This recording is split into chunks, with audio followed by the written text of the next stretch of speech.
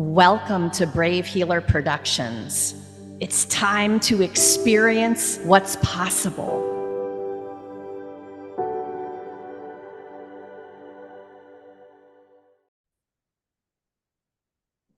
So, what if there's something you haven't learned yet that could change everything?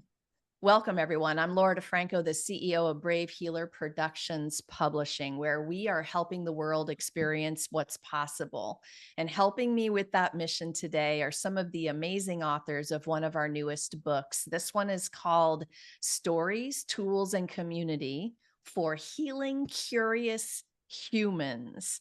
And first, a quick shout out, but it's huge, to our lead author, Natalie Peterson, for the massive and powerful mission she had to bring some of the most passionate and knowledgeable healers together to create this incredible community, you guys, and this book resource. I cannot wait for y'all to get your hands on this book. And I have some pretty amazing authors here to share with you today. Lori Kosser is crafting a digital sanctuary for wounded healers where Taoist wisdom, ethical influence, and embodied philosophy converge to midwife a more loving world. Dr. Tiffany McBride is here. She's a holistic healer, best-selling author, and shamanic guide blending science, spirit, and creativity to help people reclaim their power and heal from the root up. And Amanda Fuel is here. She's a transformational speaker coach, helping leaders embody presence, authentic authority, and joy. With 12 plus years impact, she's coached TEDx Voices and authored 22 games for transformational talks. Welcome to all of you. Amanda, you are going to start the party off today. Tell me a little bit about the why behind your chapter. Man. Thank you, Laura. Thank you so much. Yes, my name is Amanda Fuel. I am chapter 5, the emotion map, how to find joy without toxic positivity. That is really the why. I feel that in challenging times, I think right now we're in one of the most challenging times as a nation. And so all of the outer world is kind of going crazy in multiple directions. I also personally have experienced a lot of just personal chaos and challenges along the way of doing hard things like being an entrepreneur, being a leader, being a mom slash entrepreneurial leader, speaker, being out there, putting our voices out there. And more people are doing this hard thing of increased visibility, bringing some long lost skills and superpowers and magic back around to be used to heal the world. That's a big ask. So it's been my experience that there's a huge emotional roller coaster that goes along with that. And there's a couple choices that you have when there's a lot of emotional ups and downs. One is ride them. Just let the emotions take you whenever they come along and try to deal with that. I personally am a very emotional person. My nickname in high school was the faucet because you could just turn it, one click of a button, one twist of a knob, and just like turn on the waterworks there. So if you're an emotional person, you're just always up and down. It can be hard to do the things you need to do to get your message out there. The other option, of course, is just completely shut it down. Maybe put a big old smiley face sticker on top of it so you're just always happy and positive and moving forward. And to me, that hasn't been a path of authenticity, of connection, of reality. It kind of creates this world where there's people who see your beautiful mask, and then there's people who you get real with. And that's not the kind of leadership that I'm looking for either. I want to be real with everyone I encounter to feel that level of connection. So the emotion map is how I do that, how I ride my personal waves, how I ride the waves of whatever's going on in the nation or my community or my family, and still show up real and authentic, but not at the mercy of my emotions. Yeah, I love listening to you talk about this topic, and I love kicking today off with this. You all, I hope, are realizing right away that we're going to give you some golden nuggets of awareness in this interview. The book is full of amazing stories and practical tools. But when I get the authors here to really talk about what they believe in and what matters to them, that obviously you get to feel the passion and their why behind it. And it's why I asked the why question. So, Amanda, I love hearing you talk about that. Thank you for saying yes to this project. And thank you so much for sharing. We're going to hear more about your chapter in just a minute or two.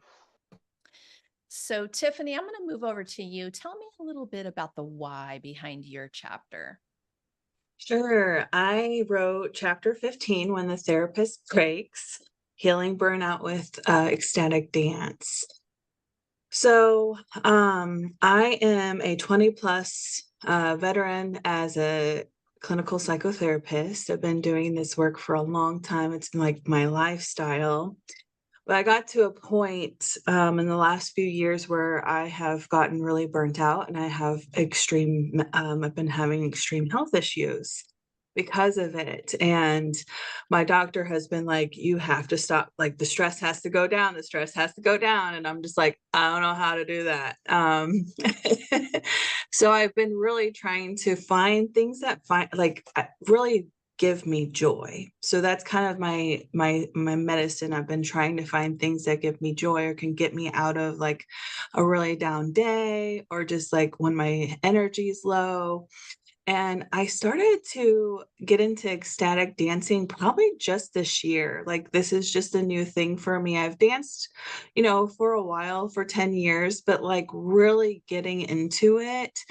And I would find myself just in this blissful state after like 2 hours of dancing to music, and I was just like, "Wow, what is this?" And so I kinda dove into, like, what kind of dances were out there, and I learned about ecstatic dance, and it talks about how it's a non-ordinary states of consciousness, and that's my whole MO with my job and my work is I try to find non-ordinary states of consciousness modalities because I really believe that they're the ones that heal trauma and heal most of anything, even depression. And so I started learning a little bit about how it like gets you into this like really spiritual place. And I'm literally able to just move energy and emotions out of my body. And then it gets to the point where you're releasing oxytocin and dopamine and endorphins, and you get into this really great ecstatic place. And I'm able to like really find myself or see myself or feel myself because like all of the heaviness of being burnt out and just how the world's been with first responders, it's been chaotic and hard. And so um, I wanted to introduce ecstatic dance to the world. And so this is like my introduction to like, hey, there's something fun that we can do that's not hard. We don't have to go deep into the emotions. We can actually come out joyful and still have a healing experience. And so that's my why. Yeah. I love your why. I was so honored to be able to experience this with you on our trip recently and loved it. I love practices that just pull me back into my body because, of course, that's the place I can connect and really understand. Like you all may have heard me say, with awareness, you get a choice. So when you come back into your body, you start to have choices because you can finally feel again. Is that part of it for you? I know that it's part of it for you, but what else do you want to say about that? Yeah, it actually just gets me really in touch with my center. I'm able to be like, oh, this is me. I'm not feeling the heaviness. I'm not feeling the depression. I'm not feeling like the sadness. And I actually start to find hope. And it's also like, I really feel like I'm moving out energy that I've held on all day, like sitting and listening to people and healing and helping them takes a lot. It does take a lot on your body. Even if you try not to like let it get to you, it still does because we're just holders. We are space holders. And so it's just a really great way where I can actually come out of my job and just start dancing and kind of come back into my own heart and my own soul. And then also it helps me to find my creativity again, because usually I feel pretty dead and pretty like done after, a hard day. So it's really, it enlivens you. But yeah, it's really great for your body, and just I really feel like it's a mind, body, soul experience. It's not like just one experience. You get everything from it. Tiffany, thank you for bringing your magic into this project and for being here to share today. Thank So, you. Lori, I'm going to come over to you. Tell us the why behind your chapter. Thanks, Laura. Mine is chapter 6, a center that holds a quiet self remembered. And my why is really about my path to healing myself. The writing of this chapter was so cathartic. I didn't really understand until I started writing what was actually going to surface with the readiness of, or the ask of being healed.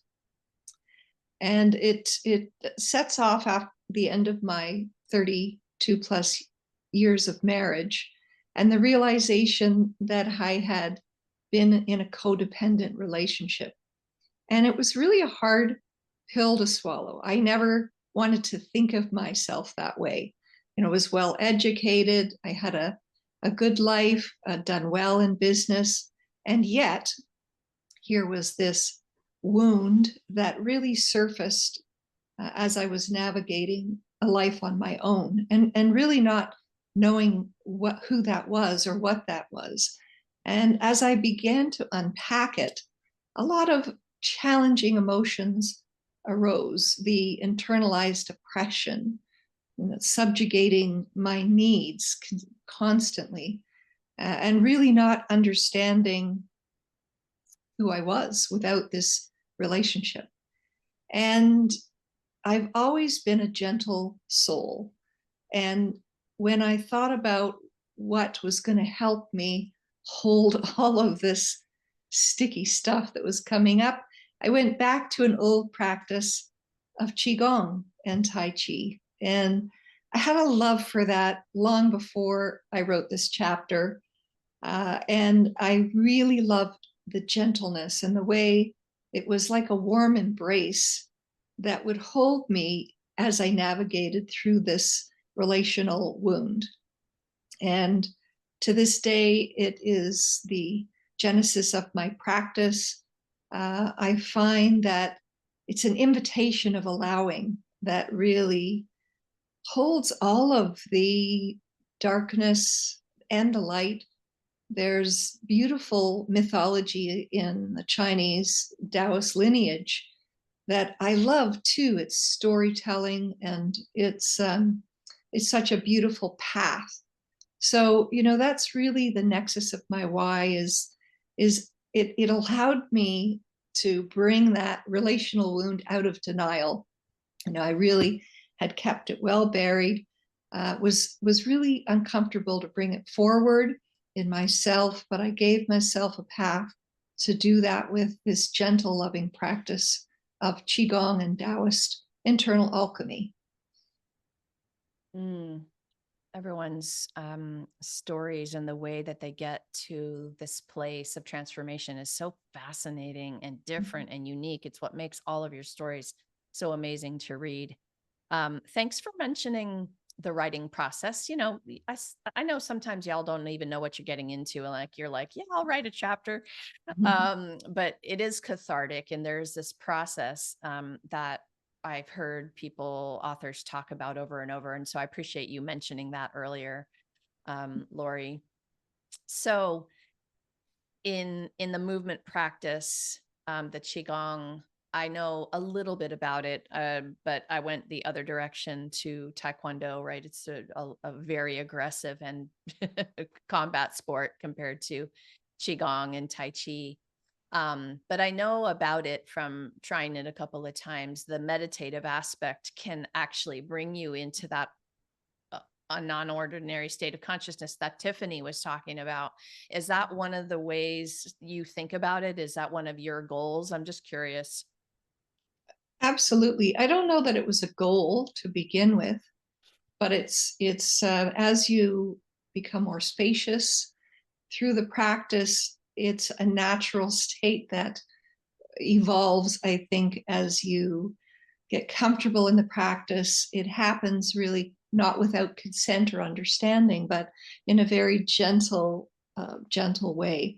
And I think that the idea is it's an orientation towards wholeness. And it really, I feel like every time I practice, I build this capacity to look at these things that can be uncomfortable, or be in the midst of the chaos and yet have this still place inside of me that really is peaceful. I think when Tiffany was talking about the joy that evolves from the ecstatic dance, I would say it's a peace that is left in your wake, that really identifies that practice of qigong. Lori, thank you also for saying yes to this project and for being here today to share. Gals, I have a more thank you for all of you. I'm going to give y'all a sneak peek of the cover here while I do that. This beautiful, beautiful, colorful cover. You all poured your vulnerable stories onto these pages. That's the first thank you. Thank you for taking that challenge and doing that. But then you're stepping up in the second part of your chapter with your master teachings. I mean, y'all have been around a minute. You've got some amazing things to share, from a lifetime's worth of dedicating yourselves to these kinds of practices. And so thank you for putting that in black and white in a chapter, right? It's quite a thing to be able to do that. And you all did it so brilliantly. Tiffany, I'm coming to you with this next question. I think that curiosity, it's in our book title, is a superpower of awareness. And I know that it probably plays out a little bit differently for everybody. So when it comes to healing and this journey that we're on, how did curiosity help you? How do you think about this? I think I live in curiosity on a daily basis. I feel like sometimes I'm just like that little kid where I'm like, "Ooh, what's that? Ooh, what's this? Ooh, what's that?" And I always dive in. I dive in deep. And so with ecstatic dance, um, when I was realizing it was helping me, I really got curious about why is this helping me? And how can I do this in the world? Because I was one of the things is I was like really self-conscious. And I was like, I don't want to dance in front of people. And I've done it so long. And then I also am like, I can help people do this too. Dance in front of people and really get into their bodies. So I got really curious and dove into I'm in a training right now and I'm learning a lot about what dance is, where it comes from, what it does to the body, what it does to the brain, all that stuff. I'm a super nerd. I like to go deep into that stuff. And so I would say that's totally me I'm a curious human being and I love to learn. And I'm such a nerd around non-ordinary states of consciousness and just how that has been actually a life-changing thing for me in my own healing process. So yeah. Awesome. We're all nerdy about something. I'm a kind of an anatomy geek, so that's where I go when I geek out. All right, Lori, how would you answer this? What is that curiosity piece meant to you on this journey? Well, it's been huge. I think coming out of a relational wound, I was out of this relationship, and yet I still had these feelings of self-doubt and really harsh judgment. How did you end up in that space? How did you? And I had to flip the lid on that, and the curiosity replaced that harsh judgment. Well, what if what if that weren't true? What if that were situational? What if that were worthy of healing? And it was really the first segue for me to identify how the inner critic and self-judgment was so loud within me.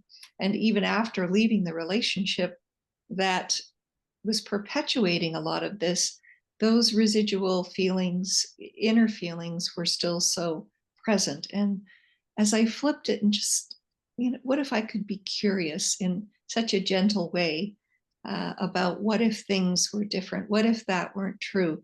So it really was a softening for me of that self-judgment, that harsh self-judgment that seemed to be lurking around the corner. So it's been so beautiful. Indeed. I love that. What if can just break up all of that Mm. stuff. Like this is, Mm. you know, you can blast some lifelong self-sabotage with those two words. My phrase is, what else is possible here? What else Mm. is possible here? I love the way that you put that together with the curiosity. Amanda, how about you? Like when you think of this topic, what do you want to add about curiosity in terms of your journey? Yeah, well, I love what's been shared already, and what's occurring to me is that I do feel a little more adept in curiosity at this time in my life, and I'd say my vibration is higher than it used to be, and so curiosity feels like this kind of way of life, or this more pervasive thing.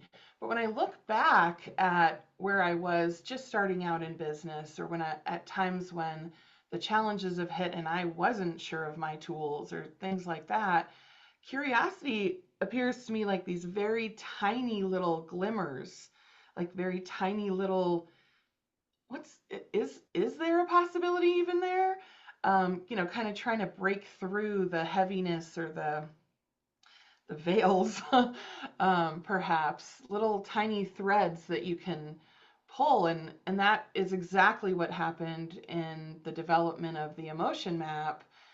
At that moment, it was just this tiny little thought of like, is this thing that I'm reading here, could this be a map? Could this get me out of what I'm in? And so I actually, thinking about that and what these ladies have shared, I'm like, where else can I look for tiny glimmers even now? Even though I use curiosity in a bigger way now, but there's still new levels to go to, and something may occur to me as a really small little thing, and if I just tug on that thread a little more, it could lead to whole new levels. So yeah, just wanted to toss that in, of those twinkles out the side of your eye that are just like, wait a sec, that's different. That's how That's a curiosity can super, occur. yes, super, super idea and next level. You're right. And like, so we're all taking things to next levels. And I love next level awareness.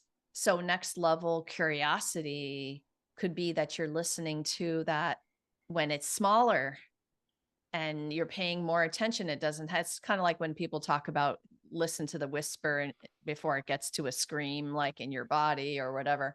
That makes me think of that a little bit. I love it. Oh my gosh, you guys, curiosity. Like we could talk about this for 3 million more hours, right? Today. It's like, these are such juicy topics, but I want to come in now and give you all a chance to talk about your tool a little bit more, your master teachings. Lori, what's the most important thing you want people to know about the center that holds? Mm, great question. It's that still small space inside of you that is untouched by the relational wound. It's untouched by trauma. There's this beautiful place of benevolence. And the remembering of it is to come in through the body internally in a beautiful, gentle process like Qigong or inner alchemy. And I think that that's the most important thing I want people to know is It's always been there and it just needs to be remembered. And there's a practice that guides you back to that space. Yes, beautiful. Thank you. I feel also like anytime you all are talking about these subjects, we all need the reminders and we need them daily. So Mm. anytime you can hear it that one more time, right, from somebody in the perfect right way. Thank you, Lori. So, Amanda, for you, what's the most important thing you want people to know about finding and inspiring joy without the toxic positivity? Yeah, I think the toxic part of the toxic positivity comes from the judgment of certain emotions, or the thought that if we're doing well and life is going well, then we're going to be on one side of the emotional scale and not the other. And that judgment is really what this map is out there to bust down, and just to realize, I mean, as we get more successful, as we get life looking the way we want it to, as we get um, more experiences, more pleasurable things going on. To me, one of the breakthroughs I've had with the map is that you're still going to have the full range of emotions come up. It's the human experience. And to get comfortable with that, to get out of judgment of that, that's what gets you out of toxic positivity, and just being more adept with your emotional range can really help. And for me, I think the next level of that is then being okay. Once I'm okay with my own range, now suddenly I can become more okay with other people's ranges, my kiddos' range, my partner's range, my employees' range of emotions, and not freak out when someone in big emotion comes my way, because they're not lost. I know where they are on the map. Yes, this is so, these are life skills that are going to follow people into every single relationship, the one with yourself first, and then it helps all of the rest. I love these. I love these topics. Okay, Miss Tiffany, you are going to close us out with the answer to yours. What's the most important thing you want people to know about healing burnout with ecstatic dance? Yeah, I feel like we are a culture that has gotten away from our bodies, and we are super dissociative and always in our heads and in our emotions. And I know that this is what is causing us so much stress and pain in our bodies and in our minds, is not moving our body and getting back into who we are somatically, and getting like, wow, I have hands that move and do amazing things for me. And I think we forget that we're connected to a body. And so I really feel like ecstatic dance is so important to help you get into your body and just, wow, I realize how strong my body is when I dance, or how much I'm holding in my body, or I'm able to like angrily like move in a way to like express something. And burnout is part of just going, doing. And we are a culture that doesn't stop, and we don't take care of ourselves. And we're told not to. Like, we're like, you have to be a product of you know, always doing something, or you're not worth anything. And I think the fact is that when we can get connected with our body and ourselves again, we do realize that we're worthy. And we do realize that, oh my gosh, I have a body that I need to take care of. Because if I don't take care of my body, how am I supposed to do anything in this life?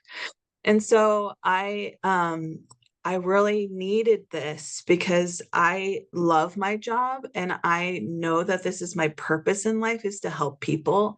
And if I can't help people and I can't help myself, that's going to be a disservice to myself and to the world.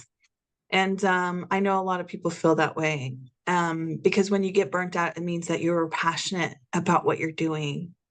And I think it's really important to keep our passion and keep our joy in what we want to do, for the world and for our lives. And So I hope this tool is just one way to help you to start get back into your body. And it can be really weird at first because people are just not used to being in their body. But once they can just really get into it and really let loose and really flow with the motion of whatever your body wants to do, I think you come back into who you are and there's a wholeness that comes into play. So that's what I think is the most important thing to know about burnout and ecstatic dance and how that can help.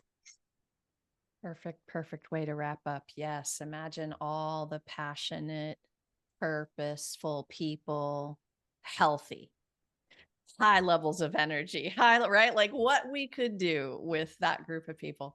Oh my gosh. Tiffany, Amanda, Lori, thank you so much for what you do in the world and for being here today to share it with everyone. You guys, this is way more than a book. It is a generous community waiting for you to reach out. Drop down into the show notes. You'll find ways to connect with all of our authors today so you can ask questions, get support, carry on the important conversations that we started today. They're ready. They can't wait to chat with you. And we also hope that you hop over to Amazon and grab your copy of this beautiful book. Lastly, today, everyone, your words will change the world when you're brave enough to share them. So it is time to be brave. See you next time, everyone. Thank you, authors.